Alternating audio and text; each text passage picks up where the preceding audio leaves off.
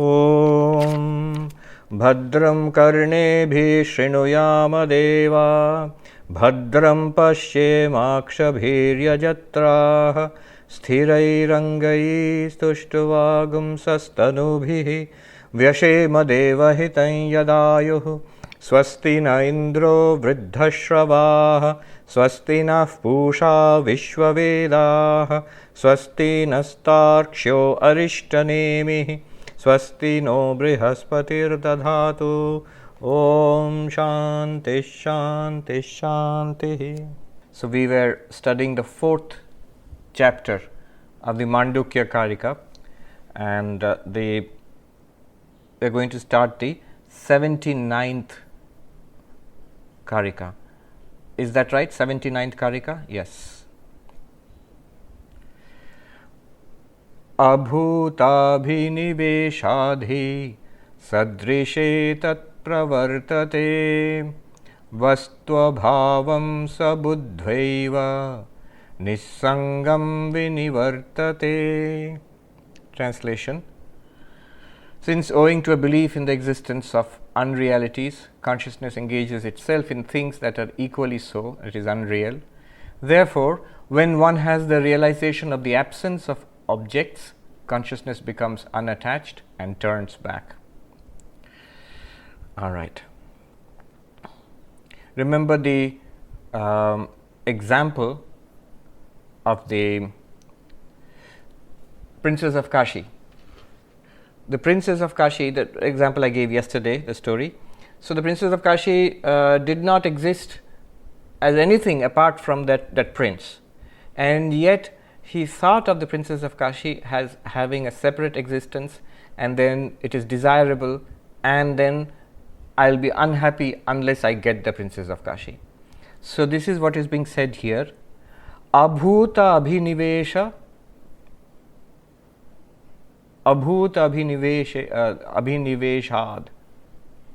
Abhūta means that which has not come into existence. That's not a second reality. There is no second reality apart from you, the Thuriam. Apart from that prince, there was no second reality actually called the Princess of Kashi. So abhūta viṣaya, that which has not come into being, abhiniveśa, becoming engrossed, obsessed with, and then wanting it. There is impossible to satisfy that desire because it does not exist. What will satisfy that desire? Because of that, abhūtābhiniveśāddhi sadṛśe tatpravartate. Sadṛśe means in similar entities. Dualism. Once you believe in the existence of an external entity, when you believe that other than the Thuriam there is a second reality, then all these products of Maya, one gets engrossed in them. So what has happened? I do not know myself as the Thuriam. I do not know myself as Brahman. So first is ajnana, ignorance. Not knowing oneself as Brahman, one makes the mistake that I am body mind, because this is the one which is directly presented to us. So this waking state is real. Here in this waking state, here I am, this body. I feel this is I. This is called adhyasa. What am I? This one. What is this? I. You see, mutual, it's called anyonya adhyasa, mutual superimposition. I, the consciousness, I identify it with a material thing, the body. And the material thing, I identify with consciousness. What is this? I. What am I? This one. So once this has happened, I am firmly identified with the body in the waking state. I become the waker, Vishwa. And now there is a world. In this world, there are many things apart from me. Some of them I find pleasant because it's a body. Body has certain needs. Food is there, shelter, all of these things are necessary. Mind has certain tastes developed over lifetimes. So vasana is there. And all of these things I identify. My desire, tendencies stored in the mind, but I don't say these are tendencies stored in the mind which is an object. No, I don't say like that. I say it is my desire and I must satisfy these desires. Those objects are desirable. Princess of Kashi. There is no Princess of Kashi at all apart from me. It's a total error. Abhūta viṣaya abhiniveśa. Abhiniveśa, engrossed, obsessed. with non-existence, with fictions.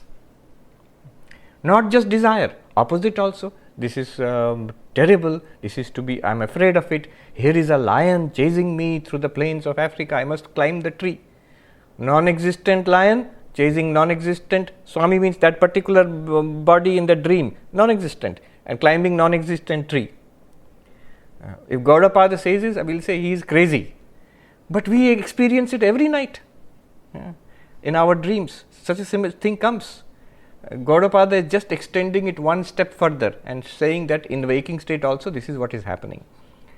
Sadṛśe pravartate. Sadṛśe means the products of ajnana. What are the products of ajnana? All jada vastu, this entire world, anything that is an object to consciousness, we become engrossed in that, and that leads to samsara. Then what is the way out? Vastvabhāvaṃ sa budhvaiva. Having realized vastvabhāva, that it does not exist apart from me. When the prince realized, oh, that princess of Kashi was no separate person apart from me. When I was a child, you remember the story. When I was a child, I played that role and I was wearing that dress. Nama Rupa, Nama, princess of Kashi, that Rupa is of the princess, and now I think it's a separate thing apart from me. Now I realize it does not exist apart from me. Then what happens when you realize that? When you realize that, niścalā, one becomes niścalā. One becomes means one realizes Turiya or Brahman is forever niścalā. Niścalā means without any attachment, non-stick, Teflon. You are the non-stick Atma. Nothing sticks to you. It's a very profound statement. If you think about it, it will plunge you into the deepest meditation. Pure minds thinking about the asanga nature, niścalā nature of Atma will go into samadhi. What sticks to you? People? No. Even those who are closest to us, father, mother, grandparents, great-grandparents, they age and they pass away. Children grow up and go away. This very body itself, it ages and changes and finally it dies. Nothing sticks to you. What is it that is tied to you permanently? Nothing. Your most cherished thoughts. I, the person, am composed of so many memories. We think we embrace this idea of a person. I am a unique person. And to me, my memories are very important. Those memories, mostly they are vague, half forgotten, and slowly, little by little, many things in the past have been forgotten. Most experiences, very difficult to recall. And if, unfortunately, Parkinson, Alzheimer comes, everything forgotten. Are you the consciousness gone? No. You are still there. You are the witness of the slowly degenerating body-mind, but you are still there. You are not affected by it. Asanga. And why think about whole lifetime? Every day in the night, as we fall asleep, entire waking world, all the people, all the problems, the whole samsara, including body, which is most precious to us, whole thing is totally, completely forgotten. No experience of it and totally forgotten, as if it never existed. We go enter into a dream world or into deep sleep. Everything forgotten. You, the consciousness, continues. Asanga. Now what Gaudapada is suggesting, without falling asleep, without going into samadhi, without dying, in this moment, in this life right now, can I appreciate my asanga, niścalā nature, enjoy it? Yes. How? Vastvabhāvaṃ buddhva.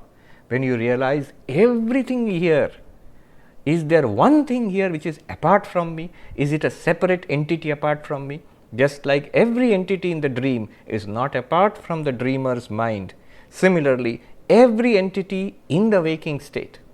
Now, every person, every object, every place, every relationship, every activity, and my own body, and my own thoughts, including Vedantic thoughts, all of them are not a second reality apart from consciousness. They are all appearances in consciousness.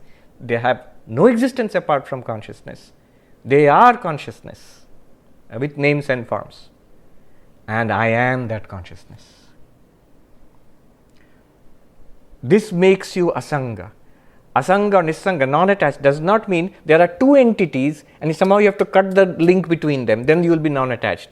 You have to coat yourself with Teflon or non-stick and then nothing else will stick with you. No, it means there is no second entity. With what will you be attached? This is the Advaita Asanga. Advaita Asanga, the Asanga of Gaudapada or non-duality is to realize your non-dual nature and then see that there is no second thing at all. With what will you be attached? With whom will you be attached? Your greatest achievements, which bring so much joy to you, slowly fade into the past. One day we may even forget about it. Greatest sorrows, which bring so much shock and trauma to us, slowly it fades away. Everything fades away. And Gaudapada will always say, greatest achievement, greatest trauma. That day, very day in the night, you will forget everything. Consciousness continues. It leaves behind outer clothes, the sthula sharira, gross body, leaves it behind. Inner clothes are my thoughts, perceptions, feelings, ideas, memories, also left out. And I move ahead. So, this is asangatma. The beauty is to enjoy this asanga nature, this nature of being non-attached to anything because there is no second thing to be attached to. The great obsession, the love that the prince had for the princess of Kashi, it disappears not because now he does not love her anymore. No, it is because he realizes there is no princess of Kashi, second princess of Kashi apart from him. So we become asanga, niścalā by realizing this whole universe is not apart from me. And that's possible if you take your stand as turiya, not as waker. In the waking world, if you realize yourself as turiya, you become asanga. And life becomes absolutely free. Nothing to be afraid of. Nothing to be frustrated about. Nothing to be, obsessed about that I want this, without this I'll be unhappy. Absolutely not. You have it already. Everything in this universe is yours. It has no second existence apart from you. From you, the turiya. So this is what he is saying. See the verse again. abhūtābhiniveśāddhi sadṛśe tatpravartate. By a strong belief in this thing which has not been born, a second entity apart from turiya, one becomes attached to dualistic objects in dvaita, that means a second existence apart from you. Tatpravartate, and one gets engaged. Pravartate means engaged in activity. Once you realize vastvabhāvaṃ, the absence of any second entity, niḥsaṃgaṃ, you enjoy your completely unattached nature, absolutely limitless nature, let us say. Vinivartate, then you withdraw from such obsessions. 80. So today also we'll do that. We'll do a few verses and then take the questions and observations and have a dialogue. 80. So when you realize the absence of a second and realize your non-dual nature, niścalā nature, then what happens? 80. nivṛttasyāpravṛttasya niścalā hi tathā sthitiḥ viṣayaḥ hi buddhānāṃ tatsāmyamajamadvayam. Having now withdrawn from obsessive engagement with the world because of this error that there is a second entity, there are other entities apart from me, one attains to absolute steadiness, niścalā, tathā sthitiḥ. What is this niścalā? It is not the steadiness of the body, I'll sit steady and I will not move around anymore, or even the steadiness of the mind, I'll always be immersed in samadhi. That's not what is meant here. Consciousness or turiya or Brahman is niścalā. It never changes, it never comes, never goes. So that immense immobility, that immense, I would say, mountain-like steadiness, that remains. I'm always reminded of a beautiful Japanese poem, Zen poem. It goes like this, that The storm is over. The last clouds float away. Now we sit, the old mountain and I, until only the mountain remains. Beautiful. You see, storm, you can think of storm as samsara. The storm is over. And the clouds are the source of samsara, ajnana. And that cloud also has gone away. The clouds are gone. Now what is there? You, the sadhaka, and the vast, vast mountain where you are sitting for meditation. Imagine that is Brahman. You are sitting with Brahman until only the mountain remains, until only Brahman remains. Your separate self is erased, or you see that there is no separate self at all. The storm is over, the last clouds float away. We sit together, the old mountain and I, until only the mountain remains. Nivṛttasyāpravṛttasya. Nivṛttasya means having withdrawn from this crazy engagement with dream-like objects. Apravritta, no longer setting forth, trying to fulfill oneself by worldly engagement. Niścalā sthitiḥ, one remains centered in this vast consciousness. Viṣayaḥ buddhānāṃ. Buddhānāṃ here means, literally if you say it means the Buddhas. Again, immediately the scholars will perk up their ears and, oh look, Gaudapada is Buddhist. Buddhānāṃ here means for the awakened ones. Viṣayaḥ buddhānāṃ. This is the vision. This is what the awakened ones see. This vast sky-like consciousness, mountain-like consciousness, without limit, ever there. And they are centered in it. What is it like? Tatsāmyam, homogeneous, that is always there. It did not come and go. It's not that I have become enlightened, now I have become infinite consciousness. No, the moment you awaken, you will see it has always been there. You just say, how come I didn't see it? It has always been everywhere. It's the only thing that has ever been there. It's like recognizing water in the wave or gold in the ornament. That's all that has always been there, or clay in the pot. It's the substance of reality. It's the very essence of reality. Samyam, always there. So it's not something that I have suddenly come across. It's always there. Ajam, favorite word, Gaudapada. Ajam means unborn, unoriginated. Brahman or Turiyam or consciousness is not something that has been produced, and nor is it something that produces anything else. It is not an effect of any other cause. The child's question, who created God? No, Ajam, it is unoriginated. And it is also not the cause. It is also not the cause of a universe. The universe is an appearance. Ajam, Advayam, non-dual. So these three are connected. Samyam means forever the same. How can consciousness be forever the same? Because it is ajam. Ajam means that it is beyond change. Only a causality there is change. Cause changes into effect. Effect is born. Effect exists. Effect again goes back into the cause. So when there is cause and effect, there will be change. But ajam, in the unborn reality, no change is possible. Therefore samyam. And how is it unchanging? How is it beyond causality? Because advayam, non-dual. Causality requires two, cause and effect. Non-dual, without a second reality. So there can be no cause and effect. Samyam, ajam, advayam. One homogeneous reality in all space, in all time, because it is non-causal, ajam. And ajam, non-causal, because it is non-dual, because there is no second thing apart from it. This is the vision, sa viṣayaḥ buddhānāṃ. This is the vision of the Buddhas or the enlightened ones.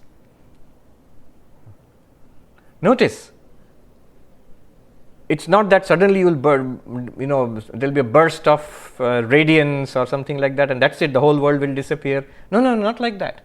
The world may come and go. These are all appearances in you, the consciousness. One sadhu in Uttarakhand says, आवे तो आवे, जावे तो जावे, उससे आपको क्या? Let visions come, world and people and events. You are the awareness, you are the screen on which this movie is playing. It is nothing to you. Enjoy it. It can be an aesthetic experience. And it goes away. Let it go. Nothing really has come, nothing really has gone. You are not worried. When things happen in a movie, people are born and people fight and they die. The whole thing is an appearance for you. It is not a second reality apart from your consciousness. Saviṣaya, this is the vision of the enlightened ones. Notice, the enlightened one does not mean that that person will not be engaged in activity. It seems as if nivṛttasyāpravṛttasya, apravritta, withdraws from activity, does not engage into further activity, as if it remains like a stone image or something like that. No, he's talking about being centered in consciousness. Being centered in consciousness, afterwards, in the waking world, the body is there, body will appear, the world will appear, people will appear, responsibilities, everything will be there. And you can go on acting, you can go on working. Enlightened ones like Krishna in the Bhagavad Gita or Vivekananda, dynamic, tremendous center of activity and dynamism. You can do tremendous work. Swami Vivekananda said, immense activity and absolute peace together. Generally, our problem is a lot of activity and a lot of disturbance, or the opposite, no activity and you fall asleep.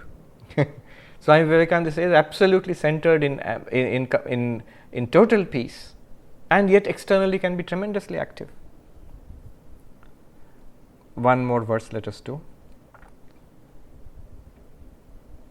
He goes on to talk about the nature of this realization, nature of turiya and realization. See, here moksha, liberation, and turiya are equated. We normally talk about moksha as liberation. Bondage is in ignorance. We think we are body and mind, and going from birth to death, this is bondage, and then we get liberated from this bondage and we call it moksha. And by realizing that we are turiya. But the very nature of turiya or Brahman or Atman, whatever you call it, the very nature of that is moksha. So whatever he's describing can equally be, he's talking about moksha, it's equally applicable to turiya. It is exactly the same thing which he's describing. Beautiful verse, 81. All of these verses are very beautiful. They are all from the perspective of an enlightened being. Ajamanidramasvapnaṃ prabhātaṃ bhavati svayam sakṛdvibhāto hyevaiṣa dharmo dhātusvabhāvataḥ. Ajam, okay, translation. This becomes birthless, sleepless, dreamless and self-luminous, for this entity is ever effulgent by its very nature. Ajamanidramasvapnaṃ. Same word again, ajam, but here it a special way he has used it. Very beautiful phrase. Ajamanidramasvapnaṃ. What does it mean? Ajam, the unborn. What is born? The body. This way, the physical body in the waking state. This one is born, right? So ajam means you are not the body. The one which is born, you are not that. That means you are not the waker, Vishwa. Who is the waker? Consciousness identified with the body. Now you are being told, Ajam, you are not that. The enlightened one realizes, I am not this thing. Ajam, so I am unborn. The body is born. Asvapnaṃ, the one beyond dreams. Who dreams? It is this consciousness alone, limited by the mind in the dream state, swapna. One becomes taijasa, identified with the mind in dream. With the dreamer is taijasa. When he says asvapna, it means you are not the taijasa, not the dreamer. Ajam, not the waker. Asvapnam, not the dreamer. And then anidram, nidram means deep sleep. So who is the deep sleeper? Prajna, consciousness limited by the state of deep sleep.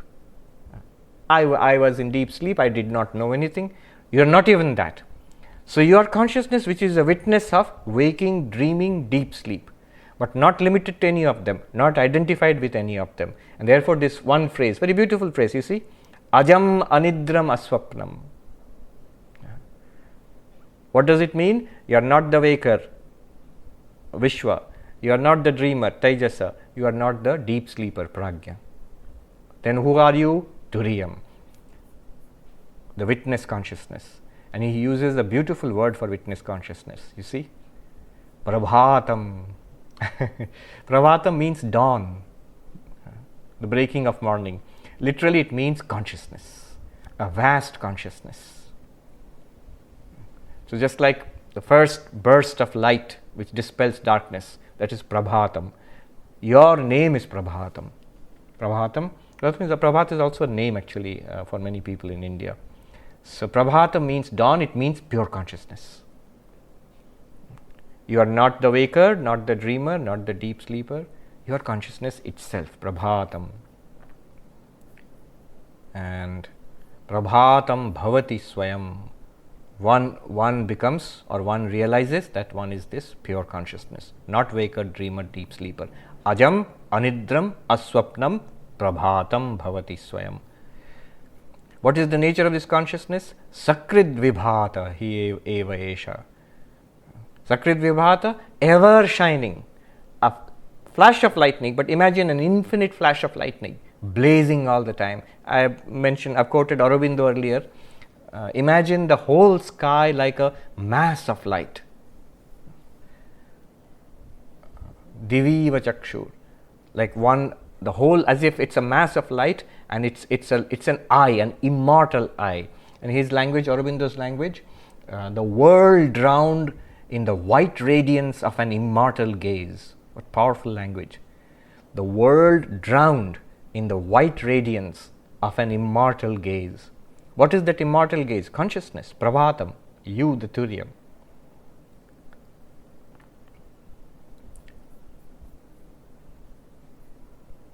Dharmo dhātusvabhāvataḥ. Dharma here means Atma, the self.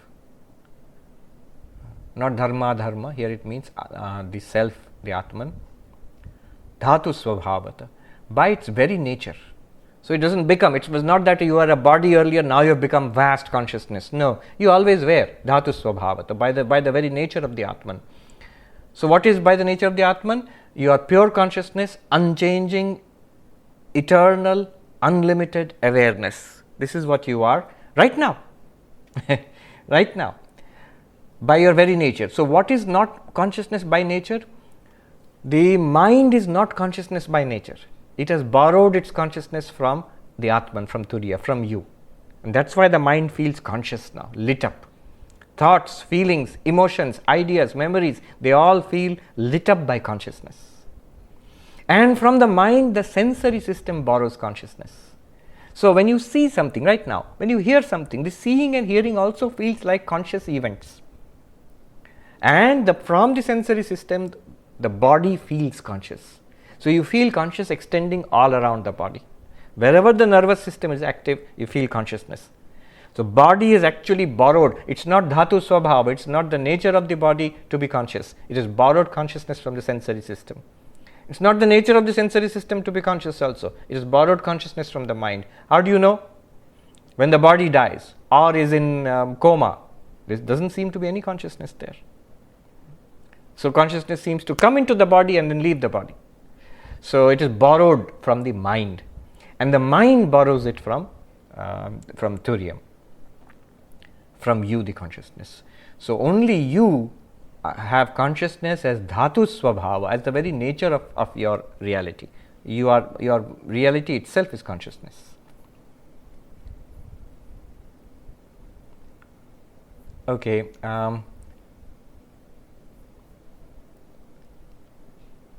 Little change of topic will be there. Actually, same topic. The topic here is, what is the problem we are facing? If you are Turiya itself, what is the problem we are facing and how to solve it? What is ignorance? What is realization? So he will take up that issue in the next verse. Why is it that we feel all good in the class, but after the class it gets all confused? What's the problem? He'll come in the next verse. He'll talk 82. But before that, Prakyat, do we have questions? Prakyat is in Belur Math. Hello, pranams. I was thinking about Sri Ramakrishna's statement, not I but thou, not I but thou. Yes. And also I am a machine, thou art the operator. These seem to me to be the essence of Advaita, because they're both pointing to the non-existence of the I, the so-called snake that's actually the rope of the Atman. Would you agree with this formulation? Yes, with a stipulation that this is actually not Advaita. You are essentially a devotee. So Bill is very essentially is devotional by nature. So that's why it seems to you like that. Yes, it's true. It is the same truth but seen from a devotee's angle. Exactly what you said, Turiyanandaji was telling a young monk. He said, I am Brahman, I am that. Swami Vivekananda could say it. He means honestly. He could just feel, if you feel it, it's true. It does not come so easily to us. I'm sure it came very easily to Turiyanandaji, but he is telling it as an instruction to the rest of us. That does not come easily to us. So I say, thou, not I. This same reality which he is talking about, an infinite awareness, the old mountain, when I cannot lose the sense of a separate reality being grounded in this body, yet I have the feeling of a divine presence, then my natural tendency is not I but thou. This sense of I seems to be a terrible limitation. It seems to be an obstacle, and it's a useless troublemaker. That's the ego. And I want to lose that in the immensity of God. It's the devotee approaching the same Turiya. But what Advaita is trying to tell you is, it's you. This Turiya is you. Let go of that limited grounding in the body. If we cannot, how do you do that? You can do that by this process. Note that every night you let go of the grounding in the body. When you dream, you have let go of the grounding in the body which is sleeping on the bed. When you go into deep sleep, you let go of the grounding in the dream body. So, you, the consciousness, are not the body. Once we begin to appreciate that, then what Gaudapada is doing, that consciousness, which is not the body, now he begins to explore the dimensions of that consciousness. What is it? Does it change? No, the body changes, the mind changes, the states change, waking, dreaming, deep sleep. Not the consciousness, because all these are changing in the consciousness. You are aware of these changes. So consciousness, yeah. When he says, I am the machine, merely machine, you are the operator, that implies there is no I. It's Yes. Really this, You can do that. the divine. If you are satisfied with that, very good. Gaudapada would push you along the lines which I am talking about. You would do what? Gaudapada would push you along direct you along the lines I am talking about. But if you say it's a machine and there is no I, if you are happy with that, very good. You are satisfied with that. But what Gaudapada would say is that thou art the machine, I am not I but thou, I am not there. Who says this? To whom, to what is this truth appearing? It's a very appealing, beautiful truth of surrender to the divine. But Gaudapada would say, to whom? To what? What entity recognizes this surrender? It's not the I, the little I. It must be consciousness. And that consciousness must be you. But it seems to me the most important teaching of Advaita is the non-existence of the I. No, the most important teaching of Advaita is that you are Brahman. As a corollary, it shows that you are not this little I. Which is has profound implications for one's life. Yes. Notice what Advaita would say is, when you realize I am not this I, who is the one who is realizing this? Suppose you are not conscious at all. Would this realization come? I am not the I. Neither the I would be evident, nor the realization that I am not the I, that would be evident. None of this would be evident at all. Let that day come. The what? I said, let that day come. Yes. Gaudapada says, if you want it, that day is today. Yes. Okay. Right. Arjun? Yes. I can't hear you. Arjun, can you unmute yourself? Yes. Namaste. So I'm trying to understand the perspective of the witness. So you have the sakshi, Yes. then you have the knower, and the knower knows the known. Yes. Sakshi, use the Sanskrit term, Sakshi, Pramata, Prameya. Prameya. Or consciousness, mind, world. Yeah, so consciousness, knower, known. Can I use that? I would say consciousness, mind, world, witness, knower, known. Okay, witness, knower, known. No, yeah. Now the knower is entangled with the known. Yes. Knower knows. Does the witness know the known? Yes. This is the same question, no, same question which you asked yesterday. No, just one thing. I know the knower enables, the witness enables the knower. I know that. Yes. But does it know the known? Does it know the known? No. Yes. But, I just yeah. yes, but, because there is nobody else who will know. Who will know?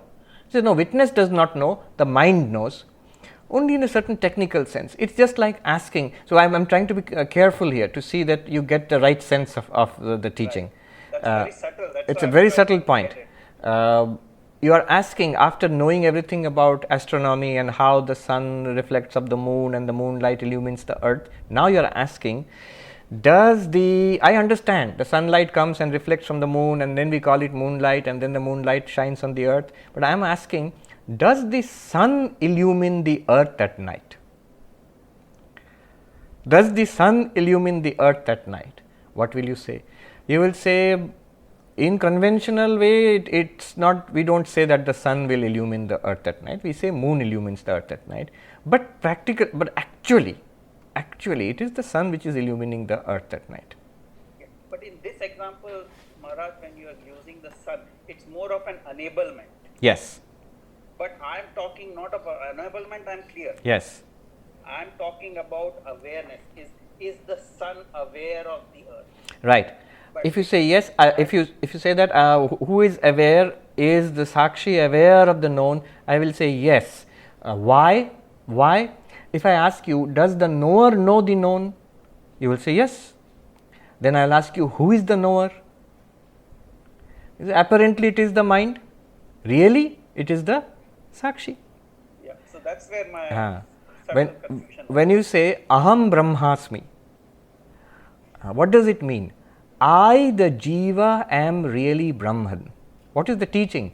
I, who thought I was body mind, am really Brahman. Jiva brahmaiva napara. But remember, it is the same consciousness which is the witness, which appears as the consciousness of mind. As I was just saying, mind lit up, thinking. So, who is thinking? Is mind thinking or witness thinking? Witness consciousness does not do anything, and yet without that no thinking is possible. Let me read out something from Vivekananda.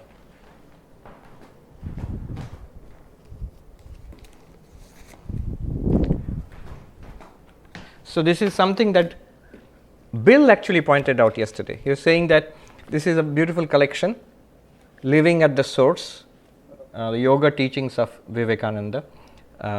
So, yesterday over dinner, Bill was telling me, in chapter 14 of this book, Vivekananda says many things which are very similar to what Gaudapada says. So, here's the first one, and this is an answer to your question. The first saying, real existence, real knowledge, and real love. By this he means Sat, Chit, Ananda, are eternally connected with one another, the three in one. In more precise Vedantic language, they are one reality, not actually three things connected one. Where one of them is, the others also must be. They are three aspects of the one without a second: existence, knowledge, bliss. Now, your question. When that existence becomes relative, we see it as the world. That knowledge becomes in turn modified into the knowledge of the things of the world. And that bliss forms the foundation of all true love known to the heart of man. So, you see? Good. Question? Punanji? Yeah, Swamiji, is it possible to realize the self without the psychic control? like the essence of path of knowledge is the change of identity, that I am not the body-mind complex. Good, and yes, I am the correct. consciousness itself. Hmm. So both these paths, the path of Raja Yoga and Jnana Yoga, they seem to be blended together as they both are experience-based. Yes. Correct. Both are experience-based, and in practice both are blended together. You will see Totapuri, the guru of Sri Ramakrishna, teaching him Vedanta, but also meditating so much. Actually sitting and meditating. But if you want to make a distinction, the distinction is this. The path of knowledge stresses vichara, enquiry. The path of meditation stresses psychic control. That's why Swami Vivekananda also, and from the ancient times also, these two have been distinguished. Bhagavan Sri Krishna says, Sankhya Yoga. There is one Sankhya, there is one Yoga. They are not two separate things. They are both leading to the same reality, but their approach is different. And it can be combined harmoniously. And Gaudapada also recommends, yes, you can meditate. Now, what is the crucial difference if you want to make, if you actually want to make a difference, it would be this. Right now, this realization is talking about prabhātaṃ, ajamanidramasvapnaṃ, anidram. How do I realize this? According to the path of yoga, psychic control, they will tell you, sit quietly, don't move physically. Shut down your senses. Close your eyes, be in a calm place, quiet place where no external input will disturb you. Then slowly, gently quieten the vrittis. And to do that, it's good to have one vritti. You know, Om, Om, Om, Om, one vritti, or Krishna, Krishna, Krishna, Krishna, one vritti. That will quieten all the vrittis. And then you let go of that vritti also. Yogas chitta vritti nirodha. In the stilled mind, the truth that I am consciousness apart from mind, and that means apart from the world also, that should become clear. Clear to whom? Clear to the mind. Consciousness, that truth will arise in the mind. So, Yoga Sutra says, Tada drashtu swarupe avasthanam. When the mind is stilled, really stilled, absorbed in samadhi, then the consciousness remains in its real nature. Then the seer, the witness, remains in its real nature as consciousness. Advaita would simply point out, it is always remaining in its real nature as consciousness, but you appreciate that fact clearly at that point. So, this is path of psychic control, Raja Yoga, Patanjali Yoga. But what does Advaita, what does Gaudapada tell you? Gaudapada says, no need to control the vrittis. Whatever experiences are coming, as that sadhu said, aave to aave, jave to jave. In whatever experience comes, you notice that it is shining in consciousness. It is not apart from consciousness. In fact, consciousness alone exists. You notice, it's a fact right now. If you remove the ignorance, if you appreciate yourself as Turyam, if one can make that breakthrough, if one can make that breakthrough, then what Gaudapada is saying will be evident, will be clear to us in every experience. You don't have to shut down experience. In every experience, the truth of Advaita will be clear. Kena Upanishad? Pratibodha viditam matam amritatvam vivindate. In every bodha, in every experience, in every vritti, talking, walking, thinking, running, meditating, enjoying, suffering, in every experience, consciousness will be revealed to you, that you are that consciousness. You already know the limitless nature of that consciousness. Not to erase the experience. So how does this Vedanta? So how does this Vedantic meditation, nirdhyasana, helps? Because yes. in any case we are experiencing every moment. True. Now we will come to that actually. Next verse he will say that it is easy to say these things, but then what is the problem, he will say. So one sadhu said beautifully, अद्वैत प्रतीति को मिटाने के लिए नहीं है महात्मा जी. अद्वैत आपको प्रतीति में व्यवहार में निर्बाध बनाता है. Very beautiful, profound saying. If you want to make a distinction between yoga and Vedanta, it is this distinction. Advaita is not for wiping out or erasing the experience of the world. Yoga necessarily, there must be a stage where you must erase the experience of the world. Otherwise, drashtu swarupe avasthanam will not be clear. But Vedanta says, in the middle of experience, In fact, you need that experience to realize that you are consciousness. So what does it Vedanta do? Advaita aapko vyavahar mein nirbadh banata hai. In vyavahara, in transaction, you realize in the waking world, you realize I am not the waker, this is not the waking world. I, the Turiya alone, and am appearing as waker in waking world. I am the infinite being here, appearing to be limited.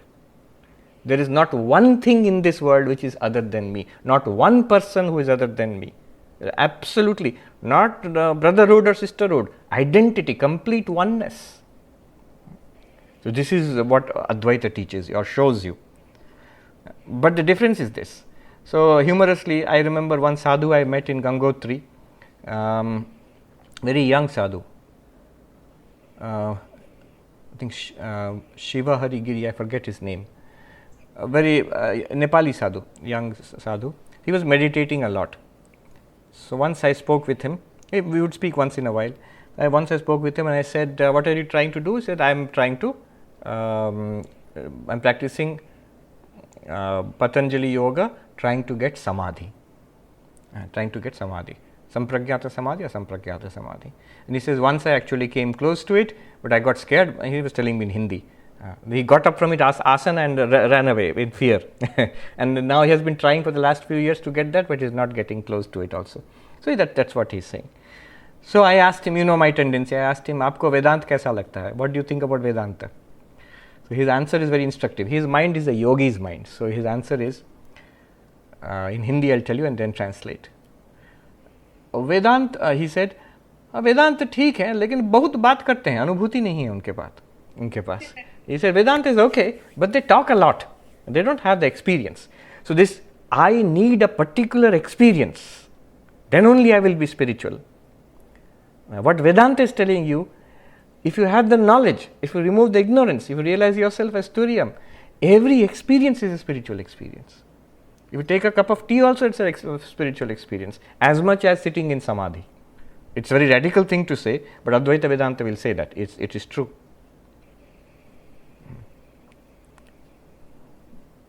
Next. Rick? Seems to me that yoga doesn't advocate a continual cessation of activity. It's momentary. Nistrigunya bhavarjun, just be without the three gunas, but then get up and fight. Yoga star kuru karmani, didn't get established in yoga, perform action. So it's preparatory in a way for action. It's not in opposition to it.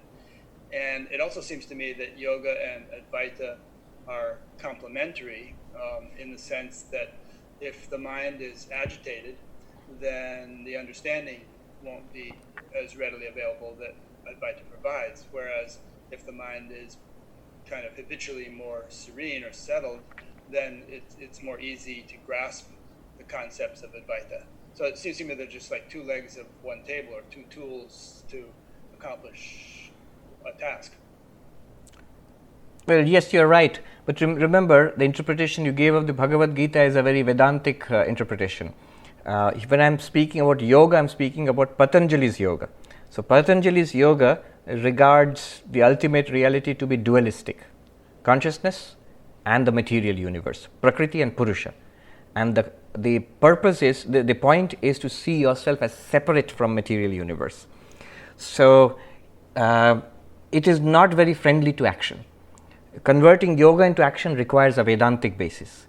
You see Brahman everywhere, and therefore whether you are withdrawn from action or in action, it is the same reality. And then you can engage in action. Well, then there's that other verse in the Gita, yoga, what is it? Yoga karma sukoshalam? Kaushalam, yoga karma sukoshalam. So it's actually, again, helpful to skillful action. Yes, but remember, the question here was not about that kind of yoga.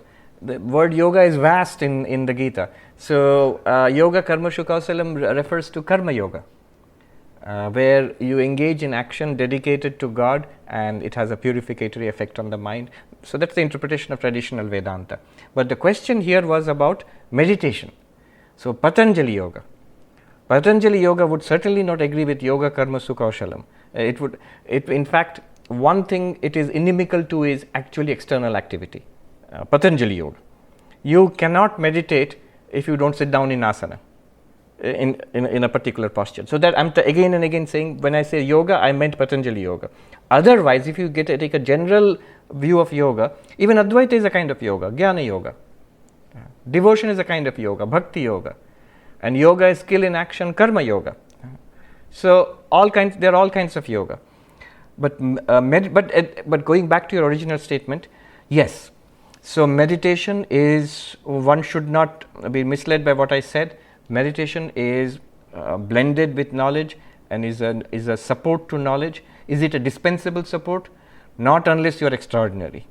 For most of us, meditation is absolutely necessary. It may not be a sufficient condition. This is a good way of putting it. Patanjali Yoga would say meditation is a sufficient condition for enlightenment. But Advaita would say certainly not a sufficient condition. Knowledge is a sufficient condition. But yoga would be a necessary condition.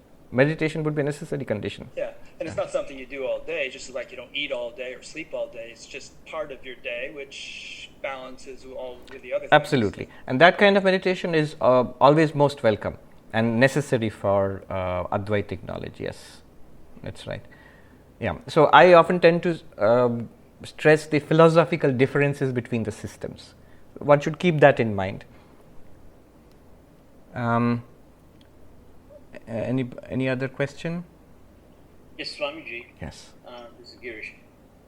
You mentioned yesterday that Advaita can have three paradigms: Srishti, Drishti, Drishti, Shrishti, and Ajatavada, Yes. corresponding to waking, dreaming, and sleeping. Yes. But what about this Ekajiva paradigm? How does that fit? Is the Ekajiva Saguna Brahman? Is the Right. hypothesis useful in the context of the waking dream, where this Right. dream of one jiva and we are players in it? Right. So this is one aspect I'd hope to avoid, but if you think about it, you can't avoid it. This question logically will come up. So all right, you've asked it. But it also gives me a chance to clarify something I said yesterday. I was just thinking later, this paradigm of Srishti Drishti, Drishti Srishti and Ajatavada being based on deep sleep, on waking, dreaming and deep sleep, Jagrat, Swapna, Sushupti. I was later a little confused about whether I had actually heard it from Swami Paramarthanandaji, because I mentioned that in the class, or somewhere else. This much I remember, that Swami Paramarthanandaji did talk about it, but whether he gave me this paradigm or not, I don't remember, so I might be misleading people if I say that he did. Though, I'll get into your question, but let me share a very beautiful insight. I had gone to him with a question. My question was to Swami Paramarthanandaji. So, my question was that Brahma Jnana, enlightenment, that flash of intuition which enables you to realize, I am not this waker Vishwa, I am Turiya, this breakthrough. That's also within Maya. It's also within ignorance, because mind, it comes in mind, all the practices are within Maya. And once it comes up, this flash of knowledge removes ignorance, and you realize that you are Brahman. The ignorance about Brahman is removed by the knowledge. Now, what was my doubt?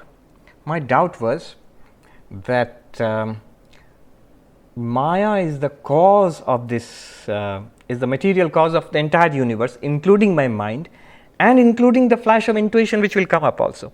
So, in one sense, that flash of intuition is a product of Maya. Maya is the cause, and Brahma Jnana, enlightenment, is one of the effects ultimately of Maya.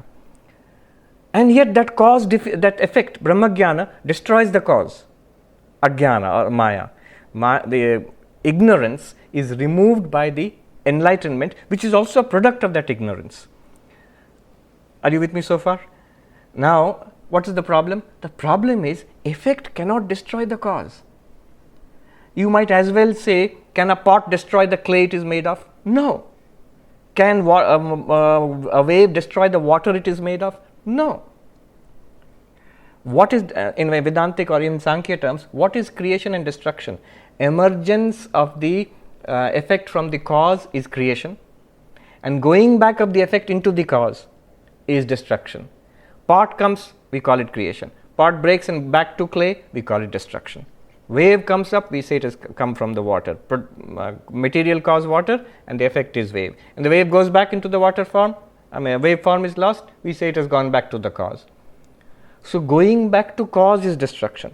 How can the effect destroy the cause? If you appreciate the question, you will appreciate the answer. This worried me, that we are saying the original cause of everything, of course Brahman, but Maya, and through Maya comes the mind, and through sadhana ultimately the flash of realization. And that realization seems to destroy its own cause, Maya, or ignorance, at least for that person. How? So he gave a very beautiful example, and he said, the question is well known in ancient Vedanta. So the example is this. It seems there is this bamboo forest of bamboo, and when it's in dry season, in the wind, hot dry wind, the bamboos they clash against each other, they rub against each other, and it can produce by friction fire, and the whole bamboo forest is burnt down. Now notice that the bamboo forest is the cause, and the fire which is produced is an effect, but the effect burns down its cause, and it's also extinguished. Now his explanation was very beautiful, and then I realized my mistake which I was making. Mistake is not that the effect cannot destroy the cause, it's just that the effect cannot exist without the cause. So the effect destroys the cause, but along with that it itself is destroyed also. So the fire which is born of the bamboo forest destroys the bamboo forest, but then the fire cannot exist anymore, it also goes. Anyway, so that solved my problem of how enlightenment born of Maya can destroy Maya. Okay, now back to your question. Ekajivavada. What is Ekajivavada?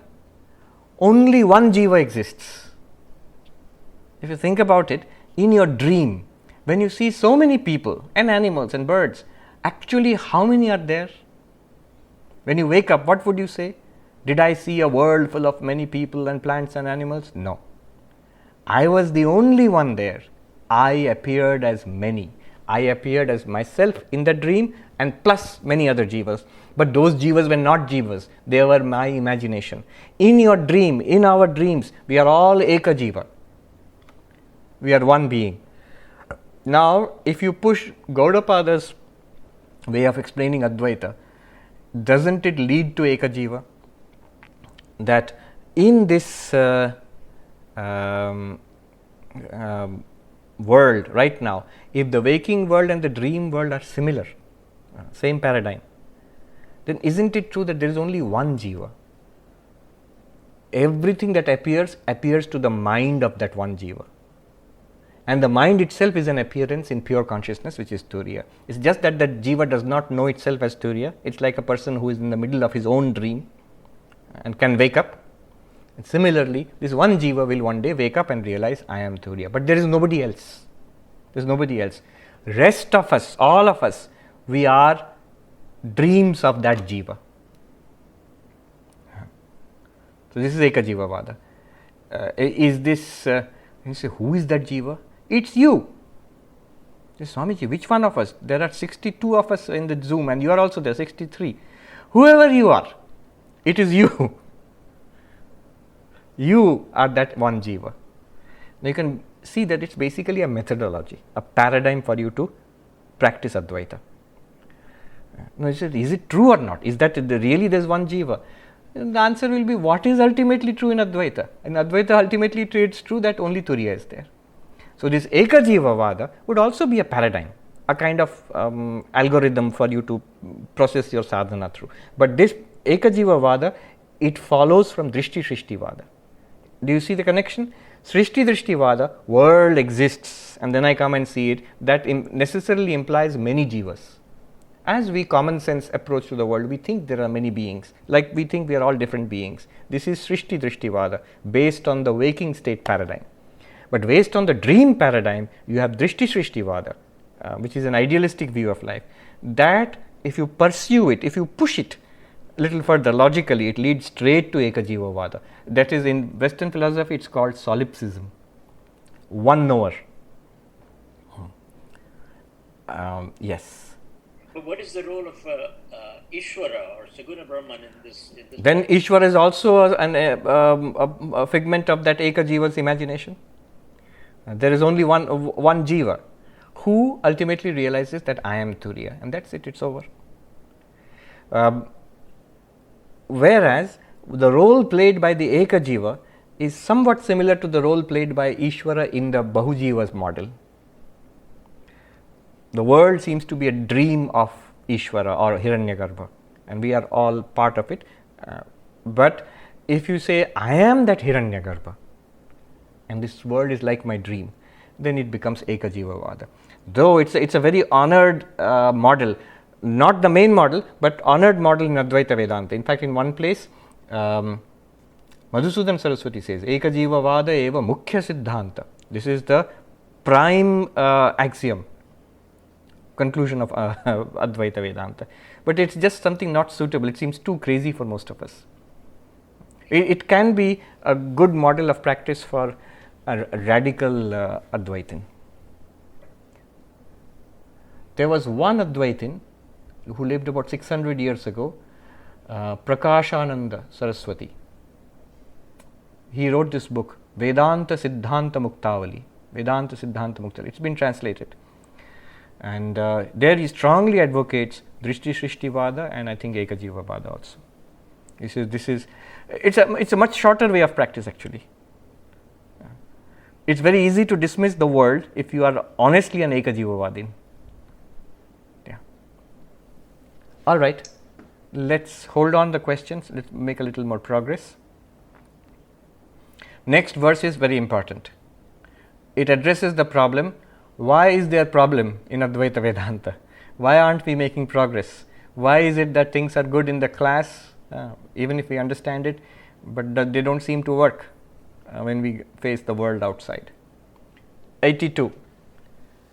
Sukhamāvriyate nityam dukkham vibriyate sada yasya kasya cha dharmasya grahena bhagavanasau.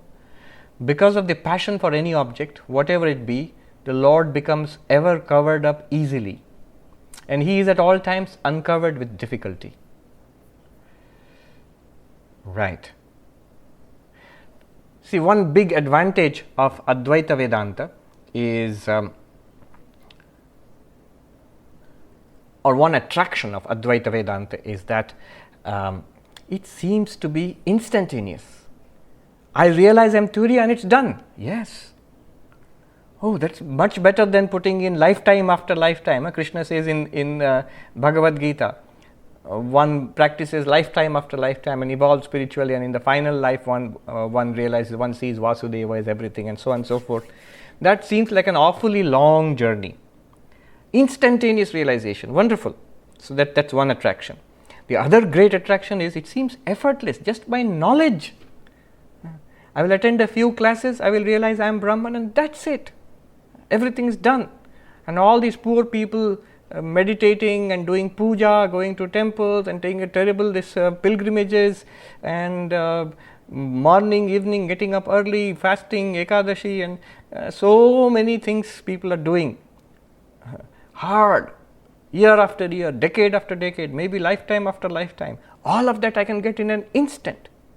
And effortlessly, without any effort. True, but here Gaudapada says not true. The fine print Gaudapada is going to give us now. So many people, see what happens is basically this.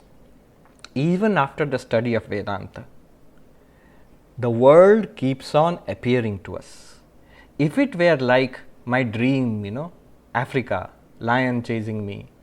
See, when I wake up from the dream into the waking state, the whole thing disappears.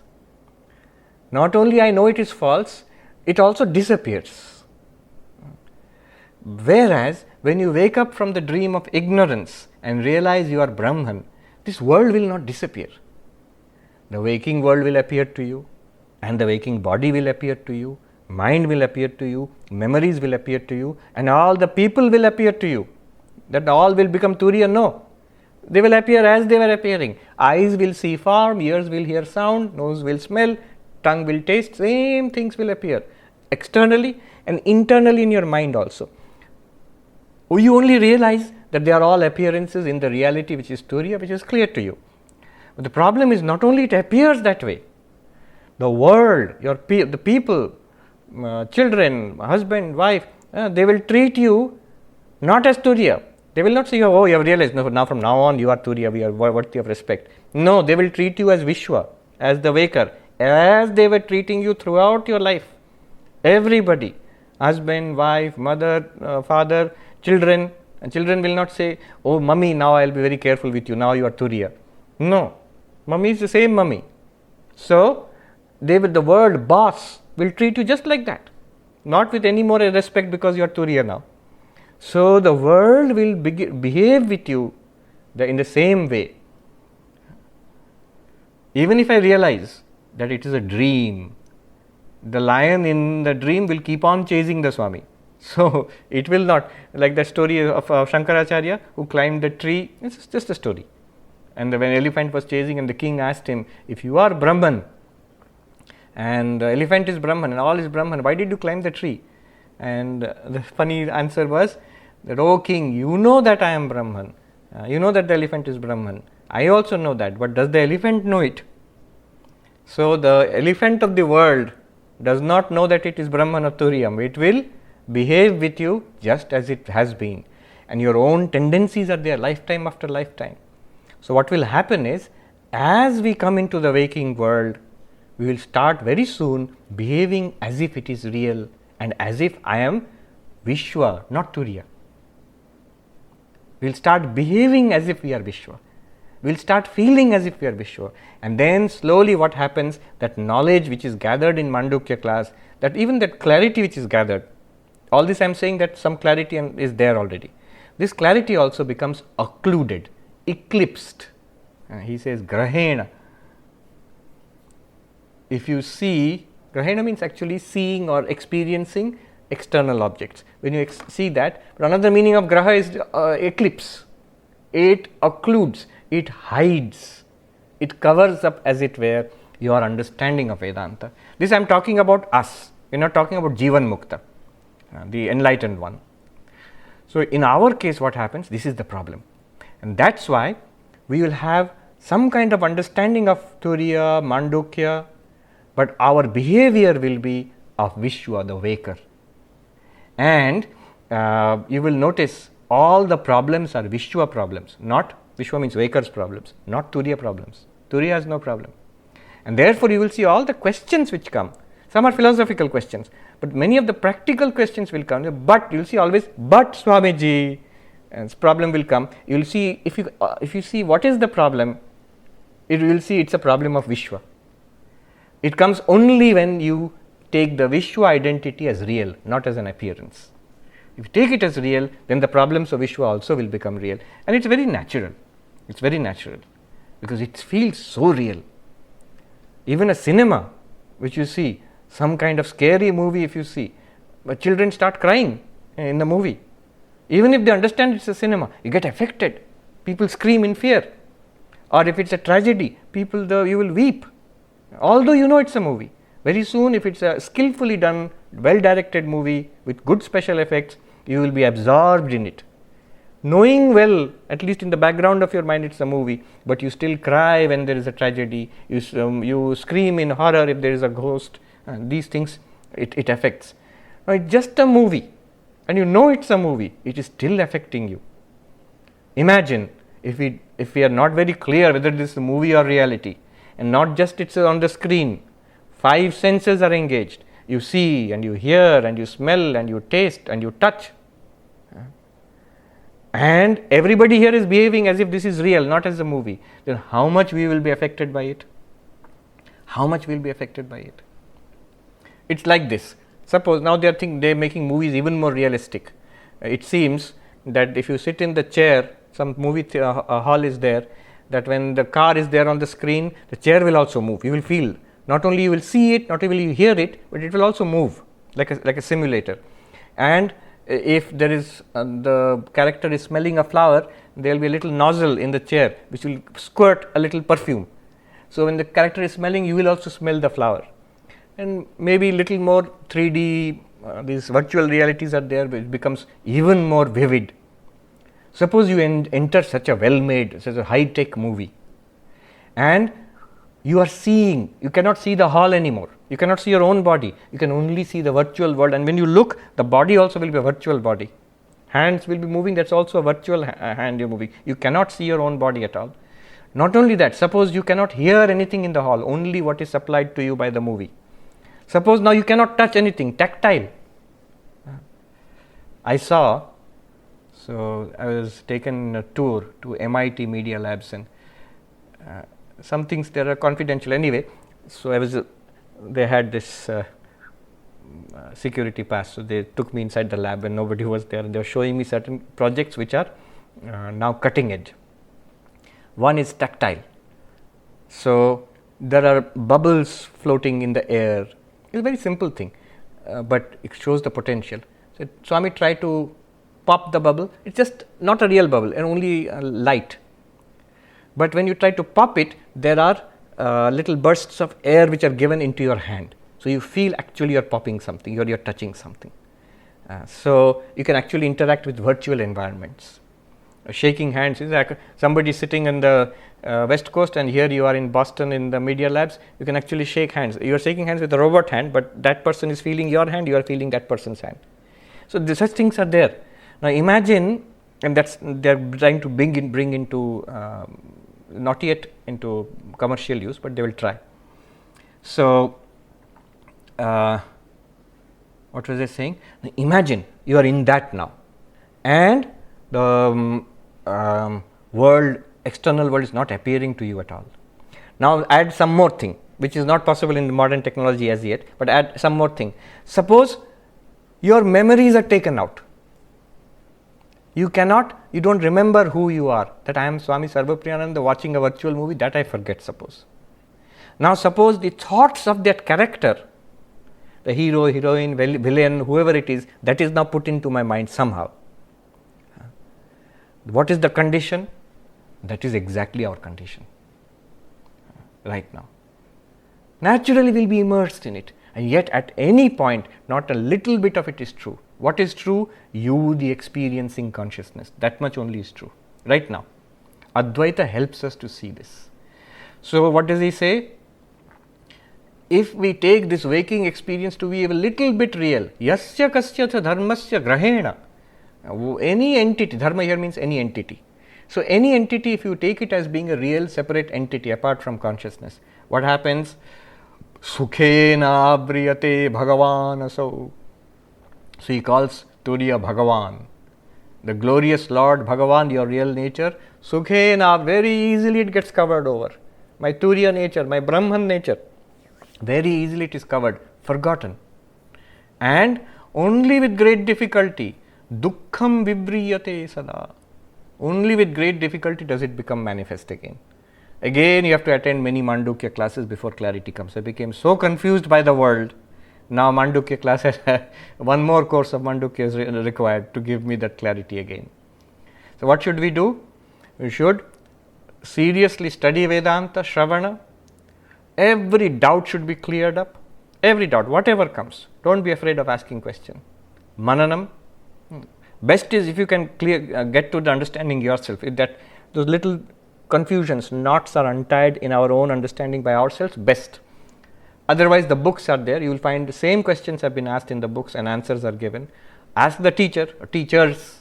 You can ask me and other teachers, and you will get clarity.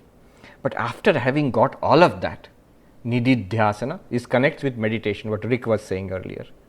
And also, who was asking? Poonam Diyasing was saying about meditation, Vedantic nididhyasana. Why Vedantic nididhyasana is necessary?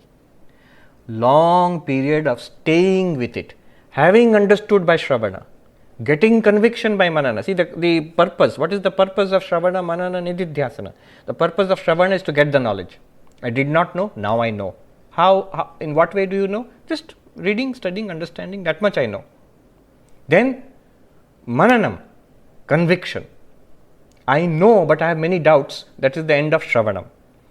Doubts are cleared, absolute clarity and conviction is there.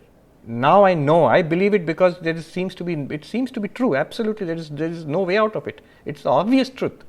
That is Mananam, not yet realization. Then you soak yourself.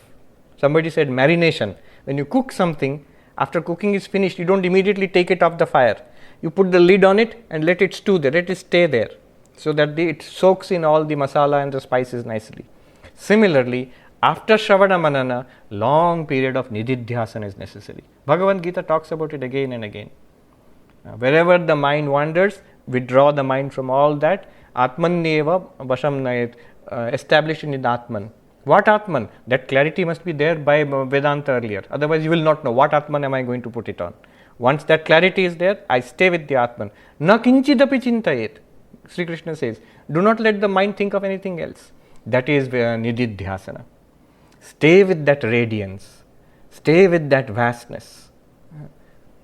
We sit together, the old mountain and I, until only the mountain remains. That is nididhyasana. Stay with it again and again and again. Totapuri told Sri Ramakrishna, Sri Ramakrishna asked him, you are an enlightened person, why do you meditate so much? He said, look at this brass pot, that unless you scrub it daily, the shine will go away. It will still be brass. Enlightened person is enlightened, and moksha is guaranteed for someone like Totapuri. But a layer of worldliness falls. If you stay too much with waker and deal with the waking world, too much vyavahara, then a layer falls. So these sadhus in the Uttarakhand, they know this very well. So there are many stories about it. One is about the mongoose. The mongoose, neula they say. The mongoose which fights with the cobra. The cobra is powerful and poisonous, and the mongoose fights with it. But sometimes the cobra may bite it. Mongoose is good at evading, but sometimes it gets bitten. Now the poison is put into the mongoose's body. So what the mongoose does is, it, at least according to their lore in the mountains, it rushes off into the forest, and it knows there is a particular herb. It chews on that, and the poison goes away. Then it comes back and again fights with the cobra. Similarly, when you are a Vedantin and you are dealing with this world of Maya, back into waking world, Jagrat Prapancha, and waking body and the waking personality. Remember that super virtual movie. You are back into that. How dangerous. So that is the poison of the cobra. You must again go back and chew the herb of Mandukya. Listen to the recordings, study the notes, chant the Mandukya, stay with it for some time, back again to the waking world. So this is the process of sadhana, Shravana, Manana, Nididhyasana. Professor Arindam Chakravarti, he quoted from the Buddhist scriptures. He gave a very nice, same thing in Buddhism. They call it Shrutamai Pragya, Chintamai Pragya, Shrutamai Drishti, Chintamai Drishti. No, Shrutamai Pragya, Chintamai Pragya, and Drishtimai Pragya.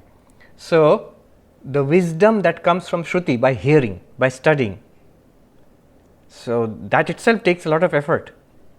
Many times, studying different texts of Advaita, you begin to get Shrutamai Pragya, a kind of wisdom which comes, I understand now. Whole paradigm shifts now. I have a vast understanding now. And then Chintamai Pragya. You think deeply, philosophically about it, and clarity comes. Chintamai Pragya. That is Mananam. And then Drishtimai Pragya, even deeper. You meditate on what you have understood. Then it becomes, you see it. Drishti means seeing it. It becomes a living reality. In the waking state itself, it becomes a living reality. I am Turiyam, all of these are appearances in Turiyam. This is the answer that he gives. Let me do one more verse. Should I, or? Okay, let's stop here. The next one is also interesting, very interesting in fact, but we will take it up next time. Let me see if there are any comments or questions. Prabhuji? All right, before I take the next question, I have said this number of times, but let me repeat. I heard this from Swami Ramananda Saraswati in Haridwar. Very great Advaitin. He passed away a few years ago.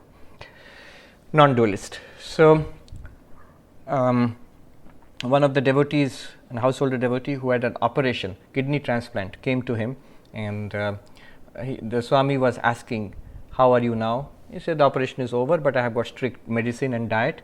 The Swami asked, but the operation is over, so why do you have to follow strict diet now and medicine? And the gentleman explained, you see, it works this way.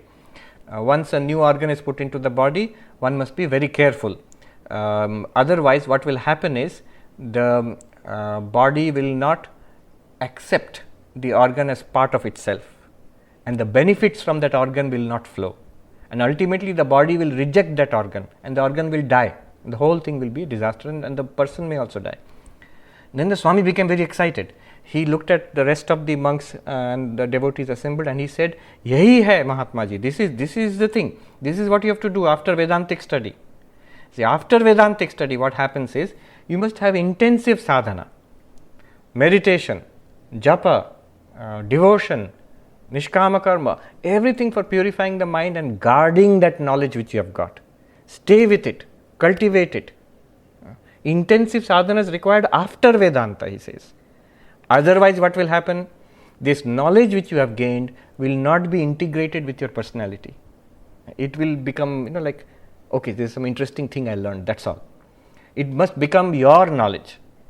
And if it does not become integrated with your personality, you will not get the benefit. Like the kidney will not give the benefit, and the knowledge also will not give the benefit. The peace and joy and strength you want from Advaita will not come.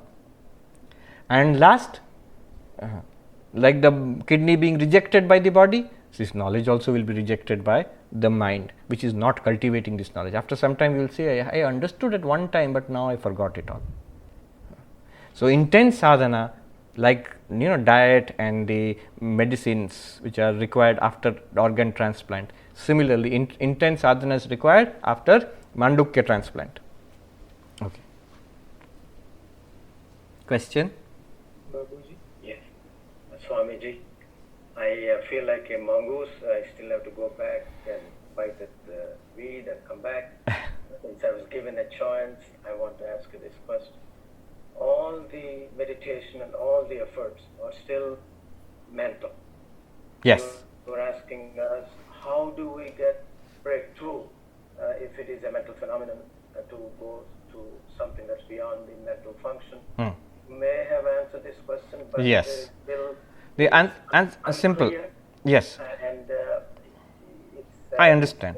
And And like asking a fish yes. to see how to breathe on the land. Yes. Is it not? No, I understand what you're asking. No.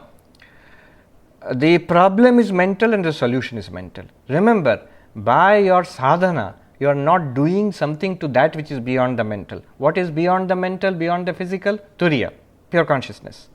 But your sadhana, your shravana, mananam, nididhyasana has nothing to do with turiyam. It is something done at the level of the mind and intellect. Turiyam is ever there. Who needs, does turiyam need shravana, manana, nididhyasana? No. Will shravana, manana, but I need it. You think you are this jiva. You need shravana, manana, nididhyasana. This thinking that I am the jiva, this error, at where is this error? This error is not in turiya, it's in the mind. Ignorance is in the mind, knowledge will come in the mind, and remove the ignorance in the mind, you realize you are turiya. This shravana, manana, nididhyasana has no direct access to turiya. That's why Swami Vivekananda, he wrote a nice little note, it's in the complete works of Swami Vivekananda, to an American person who asked, just give me the gist of Jnana Yoga, Bhakti Yoga, Karma Yoga and all of that. 2-3 pages. There he says these yogas are all indirect paths to enlightenment. So even Jnana Yoga is indirect. What it does is, the error of thinking that I am not Turiyam, actually feeling that I am not Turiyam, that I am not Brahman, this error is removed by knowledge.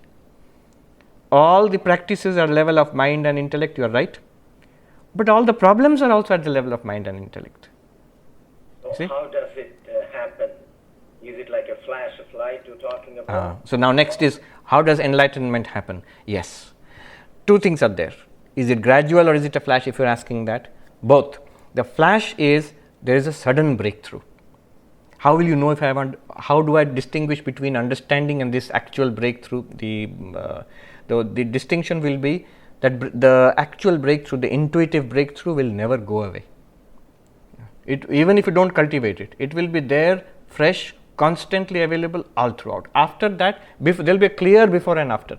After that, you will never be able to regard yourself as this body mind anymore. You may make the mistake, but you know deep inside, I am not this, I have seen. And that breakthrough will not, sorry? When I try to think about this, I feel an intense level of frustration. And that's that frustration is good, but remember, you need not feel frustration.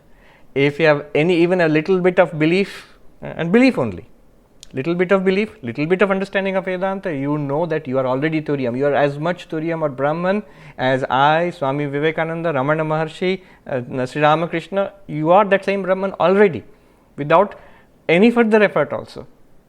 You are that. So you need not feel frustrated. No harm will ever come to you. But it's good to make that breakthrough. It's good to what? Make that breakthrough. So this is the instantaneous. But then I said it also progressive. In what sense progressive? As I was saying, all the samskaras stored up in this mind. Ultimately, even after that breakthrough, the external world will appear, you will appear as the body mind, and the Vishwa identity will try to grab you. So there, that progressive manifestation of what you have realized. That's why Swami Vivekananda said religion is the manifestation of the divinity already within us. It's very interesting. He never said it is knowledge of the divinity within us. He said it is manifestation of the divinity. So the manifestation always takes place at the level of intellect, mind, emotions, behavior. Can I manifest this knowledge that I am the Turiyam, realization that I am the Turiyam in my day-to-day life? That is a progressive path, and that requires nididhyasana, staying with this knowledge. Shankaracharya calls it jnana nishtha. Dharana. No, jnana nishtha. Dharana is much earlier. Dharana is able to hold on to what you have learnt, staying with it. Jnana nishtha is realization. Already realization is there, but you stay with it to overcome past tendencies. You keep on manifesting the reality in day-to-day life. Jnana nishtha. Yes. Pranam Maharaj. Yes. I've been thinking about asking this question for the last couple of days, but I've been hesitating because we've left this subject already. It's been bugging me for a few days that I need to know a little bit about what Buddha himself taught, because we've talked about these four schools, Sautatrika and Vaibhashika, etc. But why was the necessity for these schools to emerge? Did Buddha leave some gaps in his study, in his teachings, or we haven't seen this happen, for example, in Sri Ramakrishna's teaching. We have not seen different... You give it time. Give it time. It's only 100 years. The first thing with Ayan Maharaj was... Yes. But why... So if you can recommend a basic book on Buddha that I can read... We'll see. We'll take this up. Let's postpone it discussion to next time, because the Buddhists are going to come back in a big way in the next verse. Okay. Okay. Next verse itself, Buddhists, Jainas, all these things, very interesting discussion will come back. And so we'll see that next time. Also, if you can please think about some book that I can... numerous books. I can tell you a couple of books which I liked, which we were introduced to in... Okay. At Harvard, yes. Huh? You have? You don't have to tell the names of the books right now. You can do it later if you want. I'll give you the names of the books in the next class. Oh, yeah. Okay, sure. Yeah. Pranati? Who? Pranati? Pranam Maharaj? Yes. My question is, if the realization is same for all, then we find that in Thakur, if anyone says that if even a cat coming, then Thakur says, "Oh mother, you are coming in that form."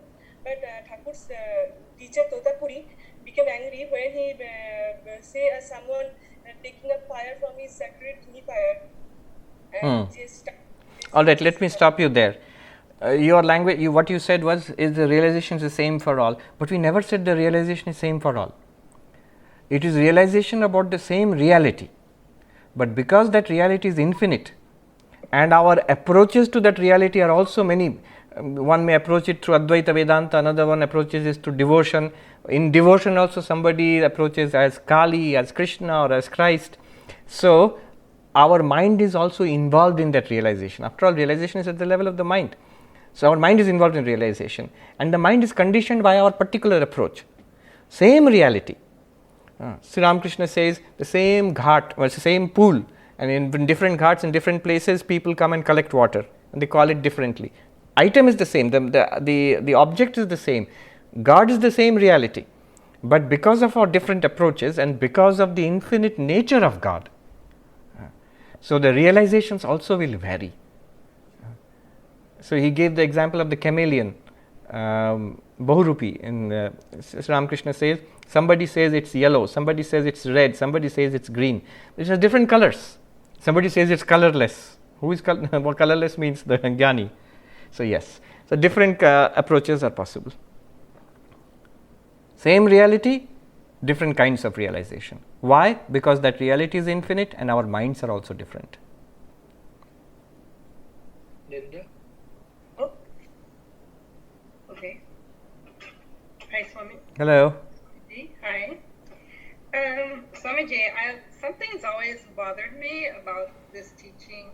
I don't see you. I see the whole. Do you see me now? Now I see you. Yes. Okay. You see me? Yes, I do. Okay. Something's always bothered me about this, the teaching that the mind borrows consciousness. The body everything borrows consciousness. Yes. And that because how can consciousness be borrowed if all there is consciousness? It's like borrowing space from space. You can't borrow space from space. Yes. Right? Right. So the mind is consciousness. The body is consciousness. Yes. Right? So isn't it a little bit misleading kind of to say? Right. Let me just respond to that. What you said at the end is the actual conclusion. Remember, these teachers always teach in stages. So when you say everything is consciousness, ultimately the mind is nothing other than consciousness. The body is nothing other than consciousness. The world is nothing other than consciousness. When you say that, that's the ultimate non-dualistic truth. There is one consciousness alone and no second thing apart from it. Advaita means non-dual, a non-dual consciousness. So what about all these things which are appearing, not only second, but third and fourth and fifth and millions of things? They are none other than consciousness itself, just as no wave is apart from water. All right, so granted, that's the truth. But if you just go to the man on the street or even a beginning student and say, everything is consciousness, they may say, that sounds cool, but I don't get it. How is this book consciousness? How is this... how is my shoe consciousness? No. The only thing that feels conscious is I feel conscious. Then you have to start with accepting what that person accepts as reality. There is a material universe, non-conscious world, and there is a body, and there are sense organs, and there is a mind, and at some point it begins to feel conscious. For me, the book or the table doesn't feel conscious, but my hand feels conscious, my eyes feel conscious, my mind feels even more conscious. And when I try to push beyond, so step by step you're shown, no, you are consciousness itself. And a living system like a body gets consciousness from you, much like the pan gets heat from the fire underneath it. Yeah. Right. Okay, thanks. Thank you. So that's all the questions. Let's quickly go through the, before we end, some of the comments.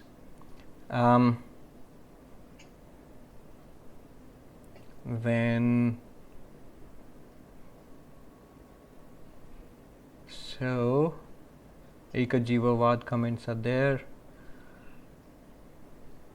Yes, Raman Saraswati, some of the videos are there, which are now been posted. Let me see if that is the correct link. Yes, this is the correct link. So some simple, but you have to understand Hindi to see those videos. There is a comment that's the problem with new Advaita people. They think an understanding is sufficient and sadhana is unnecessary. Yes, certain groups are there. Not only that, there are some who think even understanding is not necessary. So you just to sit quietly and you are it. Do you get it? And there is some peer pressure, you have to say, I get it, otherwise you feel left out, like maybe you're too dumb, everybody else gets it and everybody else isn't. See, what happens is, in many of the cases I've felt, I won't name names, in many of the cases I've felt that the teacher actually has some insight. The teacher does have some insight, and that accounts for the power of the teachings. So when people listen to that teacher, it feels real, because that teacher is talking from a place of actual seeing. But this is a phenomenon that was well understood in ancient India. They knew that people could make those breakthroughs. But the recommendation always was, Once you have made the breakthrough, you plunge into deeper spiritual practice. Don't claim to be an enlightened person. Don't start teaching immediately. Stay with it, stabilize that wisdom, and if the opportunity comes for you to share that wisdom, that's well and good. And there was a methodology. That's why Dennis Waite's book is so good. There's an ancient methodology of transmitting that body of teachings. You don't have to reinvent the wheel every time.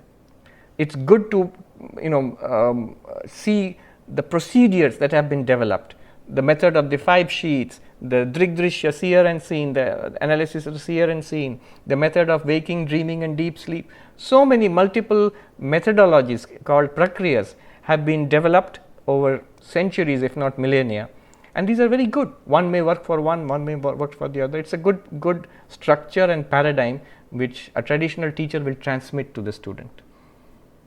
Yeah. All right, that seems to be all for today.